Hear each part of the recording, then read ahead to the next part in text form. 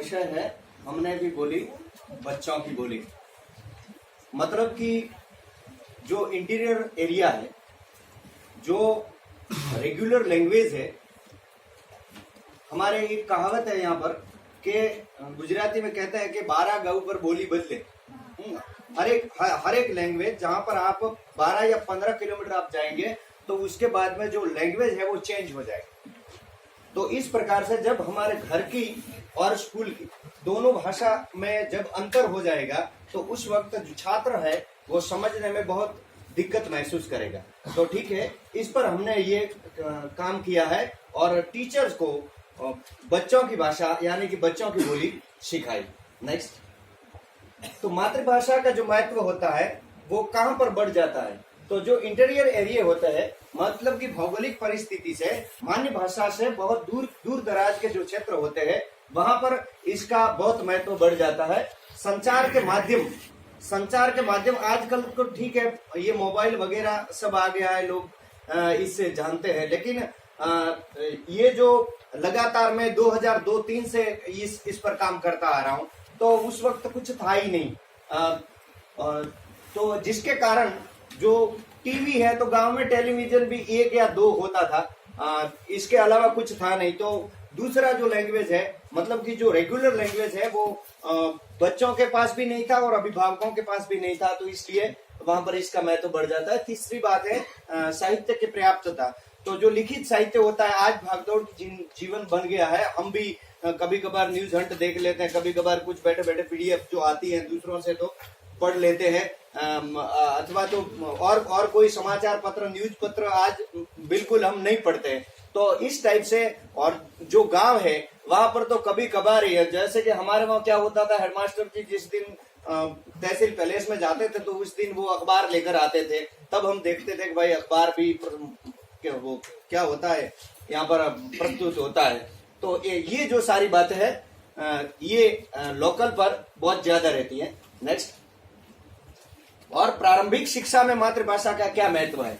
तो छात्र शिक्षक में परस्पर आत्मीयता बढ़ती है। जैसे कि हम जो केरला के हमारे दोस्त हैं जो यहाँ पर गुजरात में आते हैं, तो अगर यहाँ पर कोई केरलियन दोस्त मिलता है तो उनको बहुत खुशी होती है। जैसे कि मेरी मातृभाषा है ही नहीं, गुजराती भी नहीं है, हिंदी भी नहीं है, मारवाड़ी भाषी हूं मैं, फिर भी अच्छी तरह से बोल लेता हूं। अगर विदेश में हम कहीं जाते हैं फॉरेन कंट्री में और उस वक्त हमें कोई इंडियन मिल जाता है तो हमें उसके प्रति बहुत आत्मीयता होती है। तो जिस प्रकार छोटा बच्चा अपने परिवार से स्कूल में आता है और उस वक्त उसको अपनी ही भाषा में कुछ सुनने को मिलता है तो उस टीचर के प्रति उसका लगाव है जो बिल्कुल बढ़ जाता है। तो इस प्रकार और छात्रों में आत्मविश्वास में बढ़ोतरी होती है।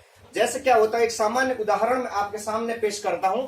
जैसे इंग्लिश में, जिसे मैं सामान्य इंग्लिश में बातचीत करूंगा आपके साथ, जो नोक ऑफ प्लाउ, जो हल की जो होती है, नोक हल जो हम खेत में जोतते हैं ना, हाँ उसका, जिसे हम गुजराती में कोश कहते हैं और हम मारवाड़ी में हड़वाणी कहते हैं। ठीक है, एट दैट टाइम हम बच्चों को बताएंगे कि एक यूजेस बताइए कॉश का। अब कॉश क्या है वो बच्चा नहीं जानता है, लेकिन आप अगर कहोगे कि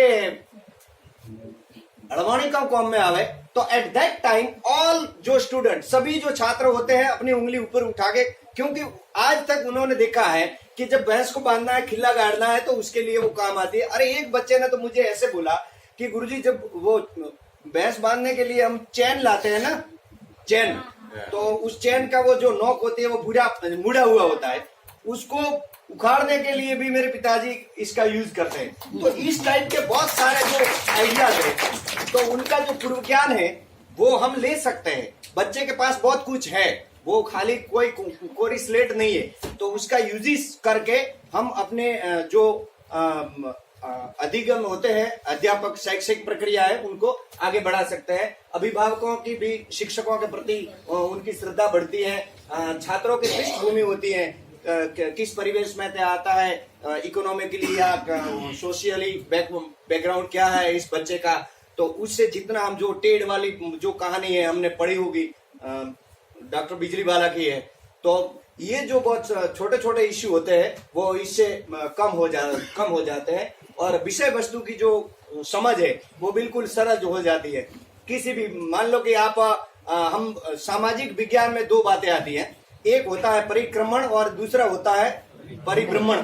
हाँ ठीक है, तो हमारे हर एक गांव में ये होता है कि भाई कोई ऐसा त्योहार है तो गांव की जो महिलाएं होती है वो तालाब के चक्कर लगाती है, तो उसको परिक्रमा कहते हैं। ठीक है, और जब बच्चे खड़े खड़े ऐसे घूमते हैं तो इसको भ्रमण खाना कहते हैं। तो मतलब भ्रमण मतलब परिभ्रमण मतलब खुद के आसपास, और परिक्रमण मतलब किसी दूसरी चीज के आसपास। तो ये छोटी सी चीज है। इस संकल्पना को आप ओरिजिनल लैंग्वेज के साथ और जो रियलिटी के साथ आप उसको पेश करना चाहेंगे तो बच्चा समझने में, अगर वो रट के याद कर लेगा तो कुछ दिन बाद भूल जाएगा, लेकिन इस प्रकार से उसके मन में आ जाएगी तो बाद में वो किसी भी प्रकार की संकल्पना है उसको ठीक अपने बेसिक जो लैंग्वेज है, वो अपनी मातृभाषा है, उनके साथ जोड़ के वो आगे बढ़ सकता है। ये हमारा एरिया है, ये पाकिस्तान बॉर्डर है, और यहाँ पर ये जो राजस्थान आ गया है, ये जो हिंदी में गोलासन लिखा हुआ है, और ये जो है वो हमारा एरिया है। और ये दूसरा है, इसमें ये राजस्थान पाकिस्तान बॉर्डर है। यहाँ पर सिर्फ 1 किलोमीटर अंदर ही मेरा स्कूल है। मैं वहां का प्रधानाचार्य हूँ और मंडलाचार्य भी हूँ। मंडल होता है ना, केंद्र शाला। और थैंक यू। आगे अब कैसे, तो सबसे पहले मैंने, क्योंकि हर एक आदमी, कोई भी इंसान होता है, उसको अपनी माँ और मातृभूमि और मातृभाषा के प्रति, थैंक यू सर, मातृभाषा के प्रति बहुत लगाव होता है। ठीक है, तो मैंने सबसे पहले मेरे जो साथी थे उनकी अपनी मातृभाषा कौन सी है उसके बारे में, उनके जो वो कहाँ के रहने वाले थे, मान लो कि है मेघरज ईडर के हैं, हिम्मतनगर के हैं, तो उनकी भीली भाषा है। और कोई साबरकांठा का है तो उनकी उत्तर गुजरात की तड़पदी भाषा है। एक मैडम जी नवसारी की थी तो उनकी सुरती से प्रभावित दक्षिण की भाषा थी। तो इस प्रकार के सभी को मैंने पहले देखा कि एक, और कोई भी व्यक्ति कभी भी कोई भी शुद्ध लैंग्वेज कभी नहीं बोलता। ठीक है, हर एक का अपना अपना लहजा होता है और अपने अपने प्रकार से बोलते हैं। तो इस प्रकार से पहले उनको जाना, फिर प्रधानाचार्य से थोड़ी बहुत कुछ बात हुई, क्योंकि वो अनुभवी थे, वहां के गांव बहुत थोड़ा बहुत वो था, कभी मिलेंगे तो बातचीत करेंगे। और शिक्षकों से उनकी बोली और स्थानीय बोली पर चर्चा की। हम उनको पूछते थे कि भाई आपके माँ इसे क्या कहते हैं। हाँ, जैसे कि हमारी वो मैडम कहती थी, संगीता मैडम, ता पढ़ी ऐसे है ना, ता पढ़ी ऐसे पढ़ी जाही। तो at that time Gupta ji हमारे अहमदाबाद के थे, लेकिन वो हिंदी में पढ़े थे, और यहाँ वहां पर गुजराती मीडियम मारवाड़ी मीडियम में पढ़ाने आए थे। उनकी जो धर्मपत्नी थी वो गाजियाबाद की थी, तो पूरी इतनी मिक्स हिंदी गुजराती बोलते थे, सुनकर मजा आता था। तो इस प्रकार सबसे पहले हमने इनकी जो बोली है उन पर फोकस किया और इनको अच्छी तरह से समझा, परखा।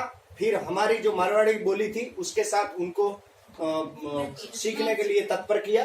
नेक्स्ट, और इस प्रकार मैंने कुछ शब्दावलियां बनाई थी उनके लिए कि हमारे जब स्कूल में या हम किसी के घर जाते हैं तो कैसे अभिवादन करना चाहिए। कुछ सामाजिक रीति रिवाज है। बच्चे जब कहते हैं कि गुरुजी कल मैं वहां गया था, तो उस रिवाज का अगर हम मालूम नहीं है उन्हें तो वो समझ नहीं पाएगा, लेकिन अगर उसको मालूम है कि इसको मारवाड़ी में ये कहते हैं तो वो अपने आप से उसके साथ कितना ओके थैंक यू। क्रियाएं एवं स्थान, क्रियाएं अटे वटे लारे धके, बहुत बढ़िया होती है ये। अटे मतलब यहाँ पे, बराबर, दिस प्लेस, वटे अत्र तत्र सर्वत्र। और भोजन की कुछ चीजें, खेती प्रधान देश है तो 4-5 बार खाना पड़ता है।